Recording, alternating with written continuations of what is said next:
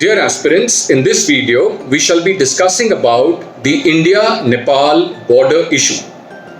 Well, India and Nepal has been sharing a fairly cordial relationship all along, primarily because of the close cultural and ethnic ties.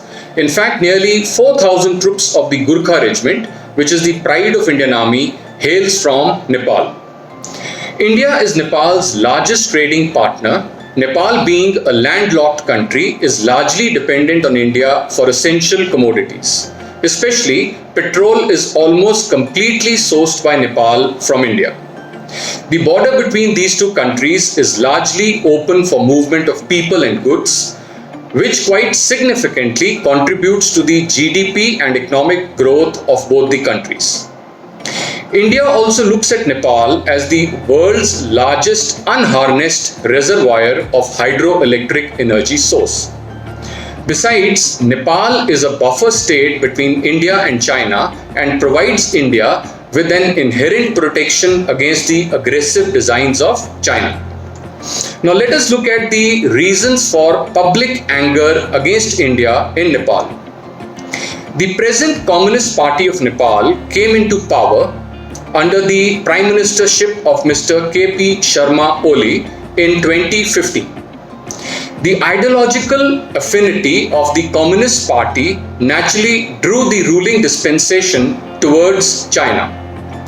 A new constitution of Nepal was adopted the same year, which did not quite adequately cater to the aspirations of the ethnic minorities, mainly the Madhesis, living in Nepal. Resultantly, the Madhesis rejected the constitution and demanded its amendment so that their rights and aspirations were adequately addressed. These agitations turned violent, a lot of public property was destroyed, and the Madhesis blocked the main artery that connected India with Nepal, thus disrupting the movement of essential goods, especially petrol and construction material that was essentially required to rebuild Nepal, which had been devastated by a major earthquake that hit the country the same year. Incidentally, the Madhesis share strong ethnic ties with the adjoining Tarai region of Bihar in India. Considering this fact, the people of Nepal widely believed that India was behind the Madhesis' violence and conjectured that India wanted to oust the pro-China Communist Party by creating instability in Nepal. Hence, a hashtag movement called #BackOffIndia became popular in Nepal. Taking advantage of the deteriorating India-Nepal relations, China moved in to provide petrol and other important essential commodities to Nepal during the period of road blockade and have ever since been making efforts to replace India in Nepal for its dependence. Again in 2015, when there was a thaw in India-China relationship, the Lippo Lake Agreement was signed between these two countries. As per this agreement, the Lippo Lake Pass was opened between India and China-controlled Tibet Autonomous Region. The idea was to promote trade and commerce between these two countries, as also it was seen as a goodwill measure by China to reduce the distance for the pilgrims trekking from India to Kailash Mansarovar that falls in Tibet. Earlier, the route was through the Nathula Pass in Sikkim. That route was much longer and at least 80% of the trek was through Chinese territory. On the contrary, movement through Lippo Lake approach was much shorter and only 16% in the Chinese territory. However, while signing this agreement, neither China nor India consulted Nepal, who has for a long time claimed this territory to be disputed. Hence, this further antagonized and inappropriately colored the public perception in Nepal. Now let us look at the specific India-Nepal border issue. The border issue between India and Nepal has been simmering for many years now. However, it came to the fore recently when India published fresh political maps of India in November 2019, which had got necessitated because of the abrogation of Article 370 and creation of Union territories of Jammu and Kashmir and Ladakh. These maps show 400 square kilometers of territory that Nepal claims to be its territory under wrongful possession of India. This piece of real estate extends from the easternmost tip of Pithoragarh in Uttarakhand and is bounded by China to the north and Nepal to its east and south. The India-Nepal border was delineated after the Anglo-Nepalese War that lasted for 2 years from 1814 to 1816. The Treaty of Saguli was signed between the Gurkha ruler of Nepal and the British East India Company in 1816. The treaty, which is still acceptable till date, denoted the Kali River, also called Mahakali, as the border between India and Nepal. All the territory to the east of this river is Nepal, and India is to the west of the river. However, the contentious issue is the interpretation of the exact point of origin of River Kali.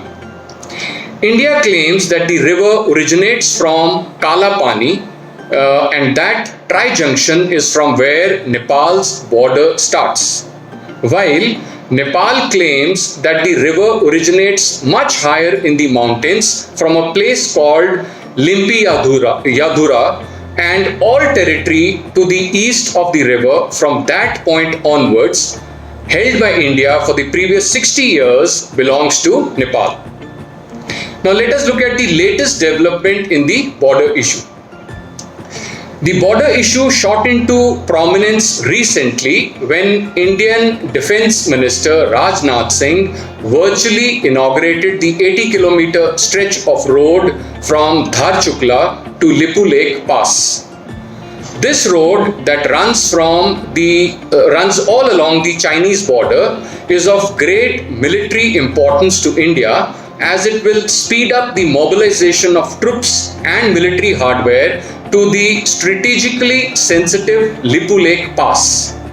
This pass is the shortest distance from China to Indian capital city and hence is a vulnerability for India that it needs to properly secure and adequately guard. The idea of inauguration of the road by the Defence Minister was to send an assertive signal to China during the ongoing Ladakh standoff, and it was timed with that. It happened on 8th of May.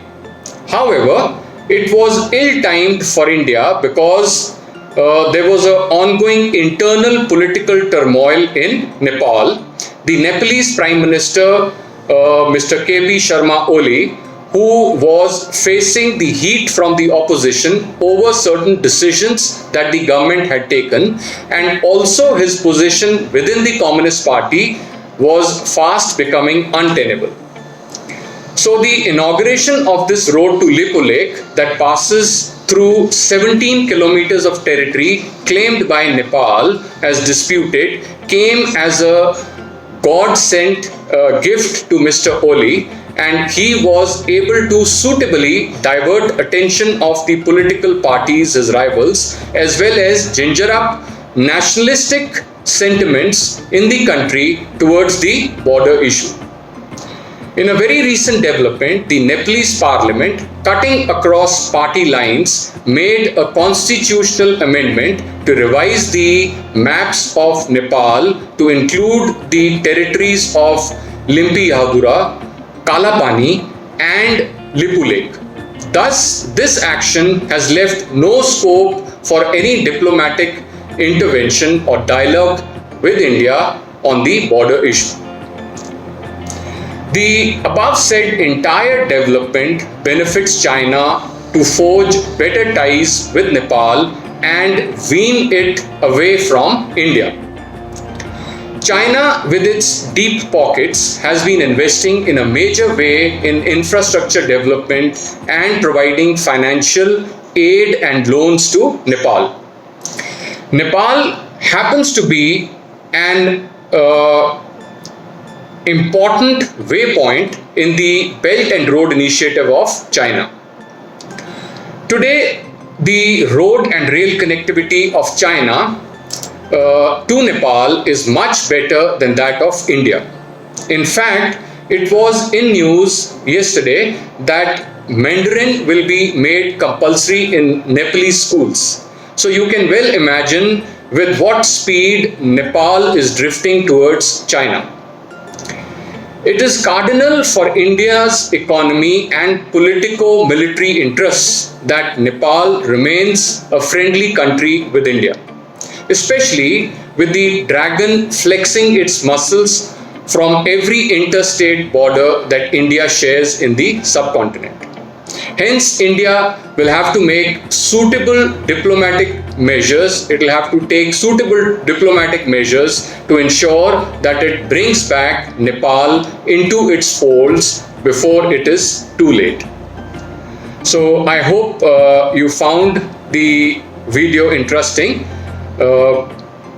Any new developments on the same we shall be discussing in a later video. Thank you so much.